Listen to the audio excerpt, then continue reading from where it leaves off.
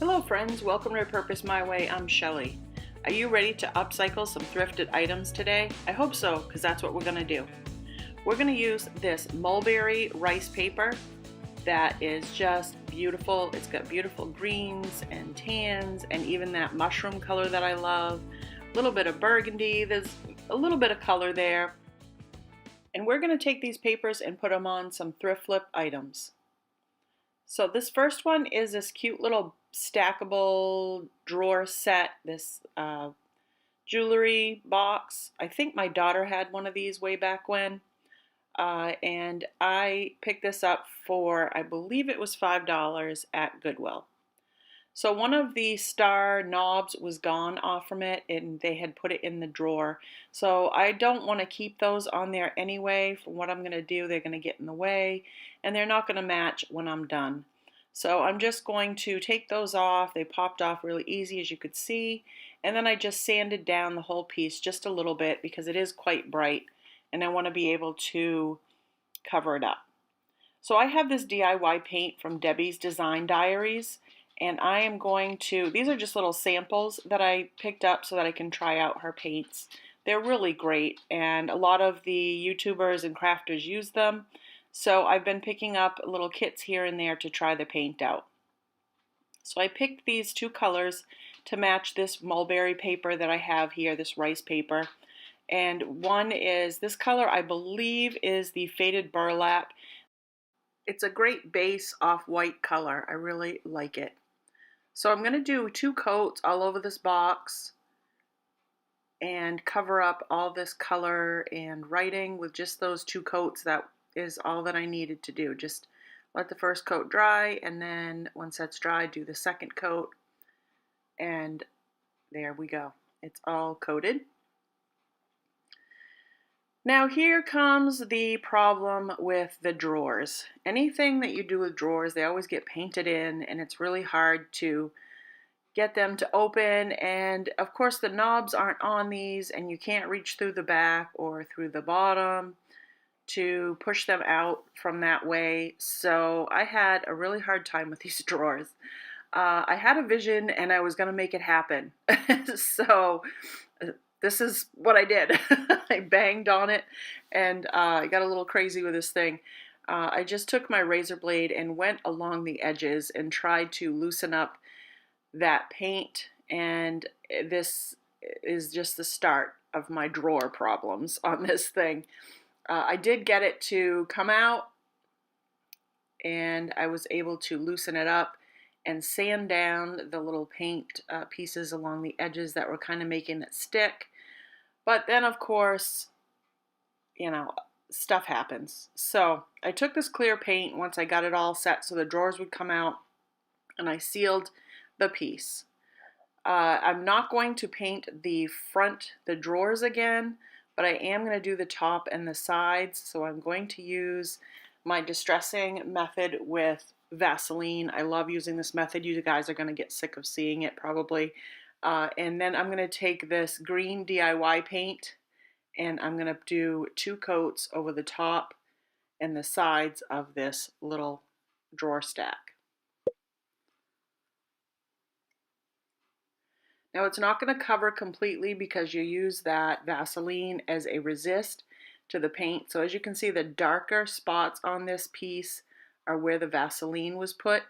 I may have gone a little bit overboard with the Vaseline. I probably should have just done a little bit less than that, but I don't know. It's kind of cool. It's different. It's not like anybody else's, and that's kind of what I like to do, is just kind of just go with it and see what happens. It's only paint. If I don't like it, I can always repaint over it and do something different.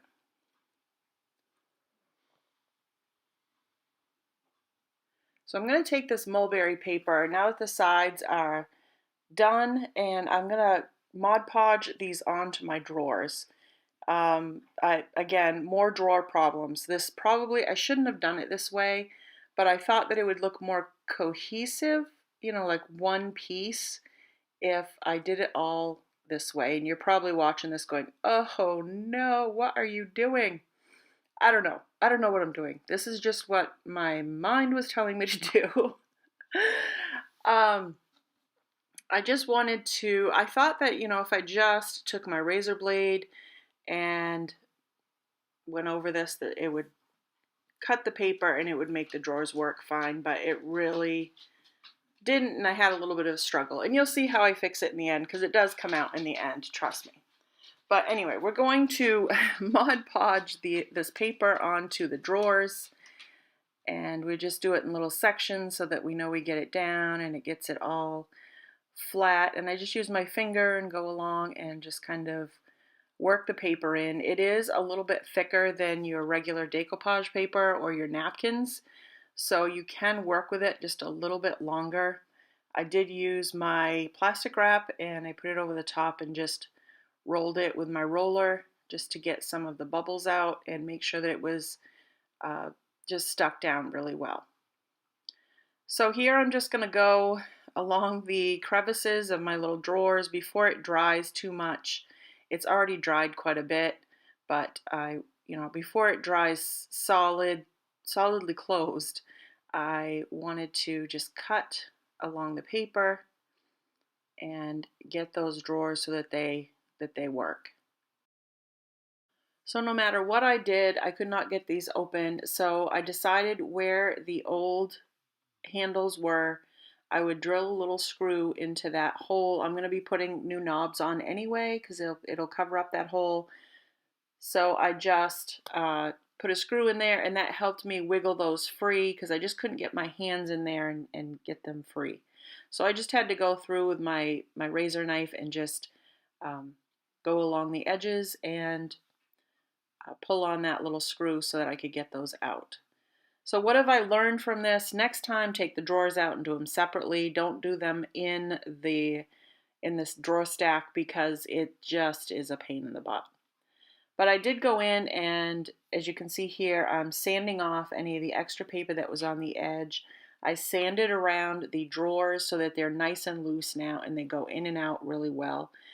And I think that was part of the problem, was the Mod Podge got in there and then paper got in there and it all just didn't work very well. But that's what I have learned, is to take those out and do them individually and just figure it out a different way, because that was just a real stinker.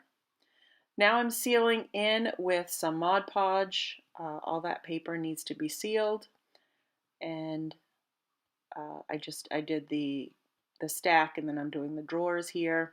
You can see the little holes there, but again, they're going to be covered up with some new little handles, so you won't even see those.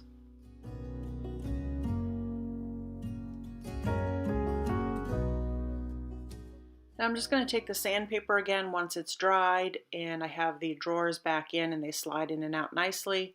I'm just going to sand it down the front just a little bit to make it look a little more distressed and aged.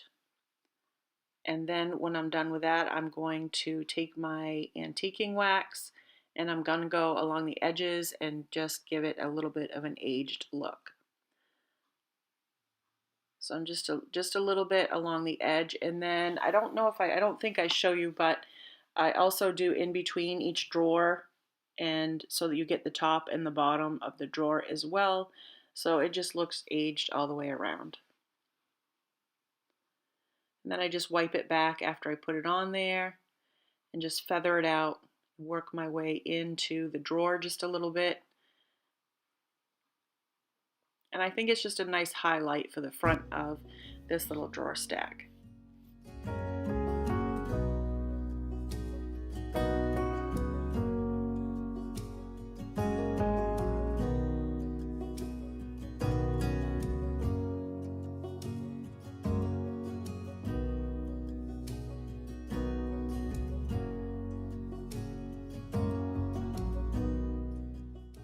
So I'm also going to use the antiquing wax on the sides and the top where I had painted it, and just kind of give it a full coat and then wipe it back with my rag.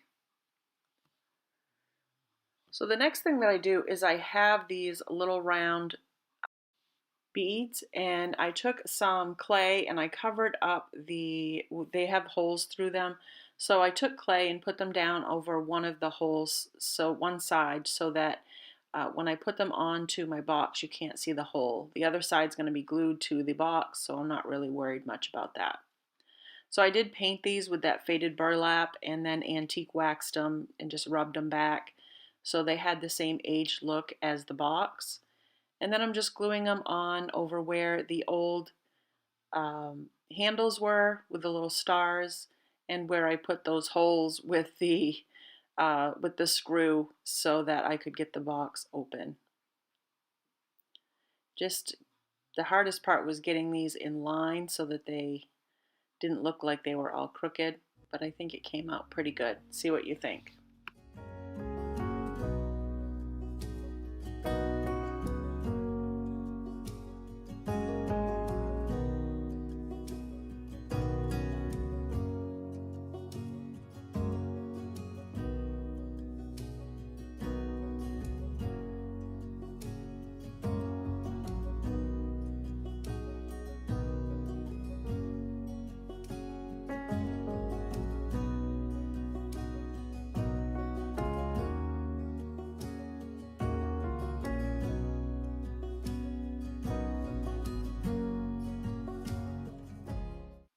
This is a quick little thrift flip that I'm going to do with this rolling pin and this mulberry rice paper.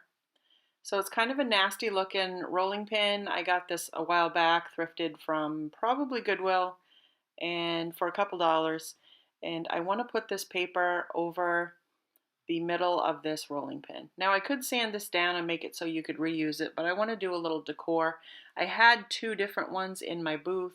Both of them have sold and I don't have any more in there, so I wanted to do up another one so that I could put that in. So I'm just cutting it down about the width of my rolling pin. I'm going to leave a little bit that I can sand off later on. I just want it to fit the whole middle section of that rolling pin. So now that I have that figured out, I'm going to take my Mod Podge and I'm going to start with a small section and just start coating it and putting the paper on.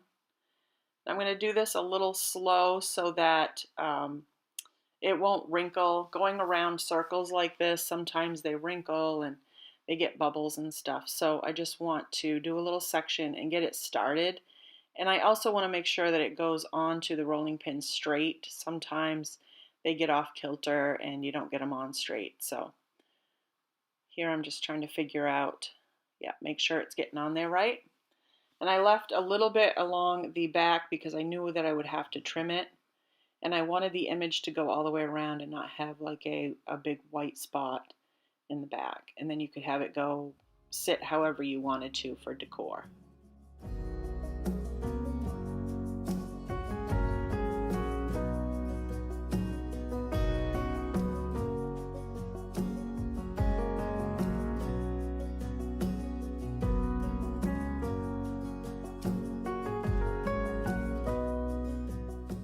Now you probably noticed that I didn't paint this rolling pin before I put my paper on. This is a lot like decoupage paper where you probably should have a lighter color behind it. But this wood on this rolling pin was light enough that I thought it would be fine, and it was okay with me if it came through the paper and showed a little bit more of a rustic look. It just adds to the aged look to it, I think. So once I get it all the way around, I just took my plastic wrap, wrapped it around there, and just used my hands to kind of move the bubbles out and the wrinkles. And then I took my antique wax. I think this is the stain that I mix with water and a little bit of black paint, so it makes like a darker stain.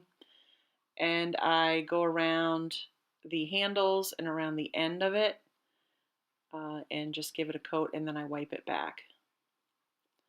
I love the color that this came out, and it matches the middle section as well because you can kind of see it come through. I don't know, it just looks like a faded piece of art on the rolling pin. So once I did that, and then I took my sandpaper and just sanded off that little bit of lip of paper that I had. Now I should have probably done this first, but I'm going to go ahead and put some antique wax on it anyway on the edges, so it doesn't really matter. I just sanded back a little bit on that paper just to give it a little bit more of an aged look, and then went around the edges where I'd sanded. Some of the paper had ripped off, and so it looked a little jagged, so I thought this would be a good opportunity to put the antique wax on, and then it would stick in the certain spots and just look really aged and vintage.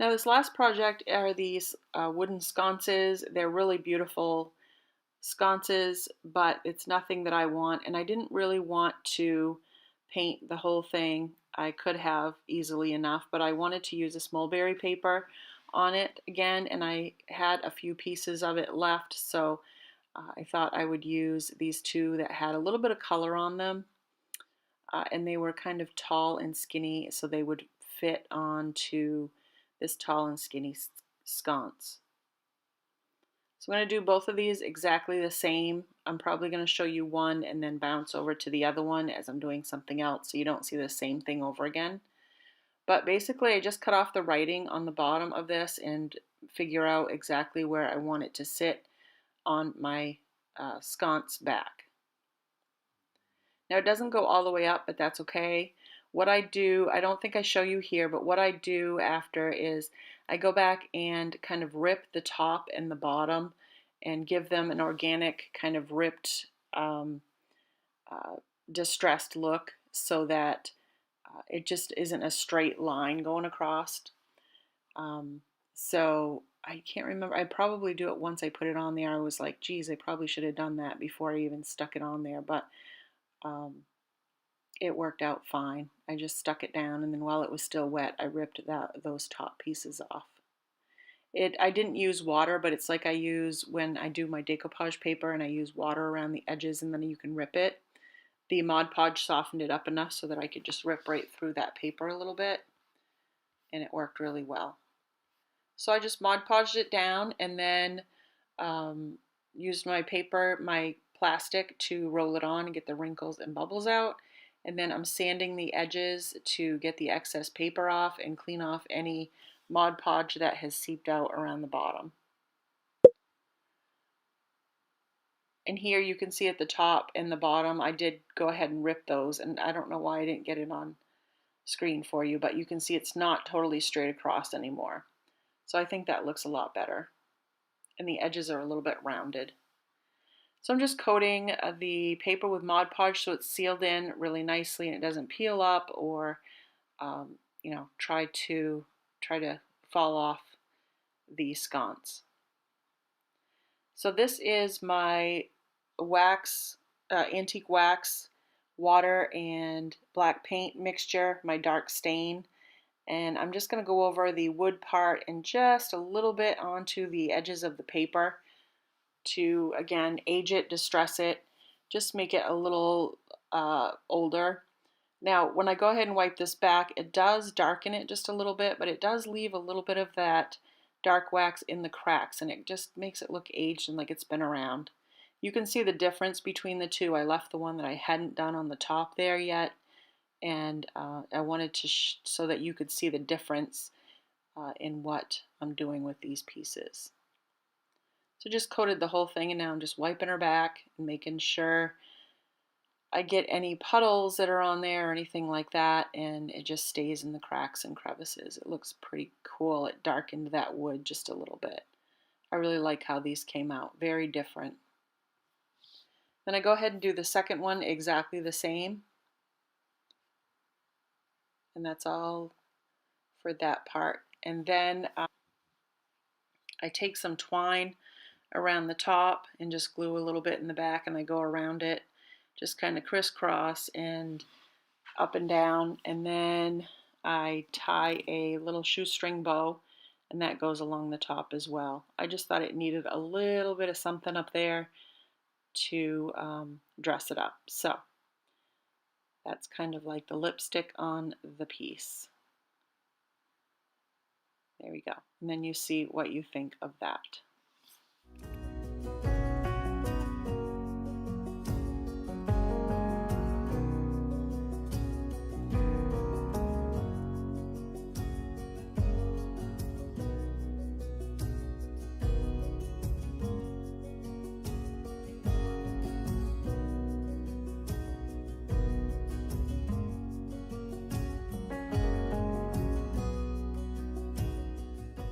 Let me know down in the comments what, if any, of these projects you liked. And don't forget to like, share, and subscribe, and check the description down below. I will have links to the paper down there. Thank you for watching and have a great day.